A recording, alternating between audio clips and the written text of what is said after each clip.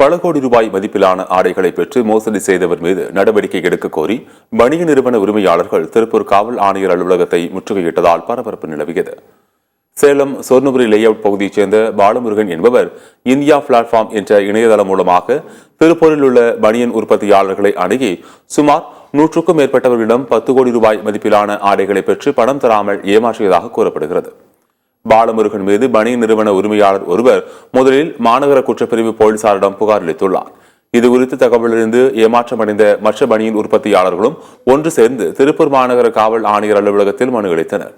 தாங்கள் கொடுத்த ஆடைகளுக்கான பணத்தை பெற்றுத் தருமாறு கோரிக்கை விடுத்துள்ளனர். இதனிடையே புகாருக்குள்ளான பாலமுருகனின் பொருளாதார குற்றப்பிரிவு போலீசார் விசாரணை நடத்தி வருகின்றனர். ஒரு ஆர்டர் கொடுத்தாரு, 1,00,000 ரூபாய்க்கு ஒரு 20,000 ரூபாய் கொடுத்து என்ன சொன்னாரு, உங்க ஆர்டர் எல்லாம் கிளிக் ஆகி உங்க ஆர்டர் எல்லாம் வந்து சக்சஸ் ஆயிடுச்சுங்க, உங்களுக்கு வந்து நீங்க அதிகப்படியான ஆடைகளை நீங்க எங்களுக்கு வந்து தயாரிச்சு கொடுக்கணும் அப்படின்னு சொல்லிட்டு 5,00,000 ரூபாய்க்கு வந்து ஒரு பிசினஸ் கொடுக்குறாரு சார். 5,00,000 ரூபாய்க்கு என்ன பண்றாருன்னா மறுபடியும் பழசு 1,00,000 ரூபாய்க்கு வந்து 20,000 ரூபாய் கொடுத்துருக்காரு.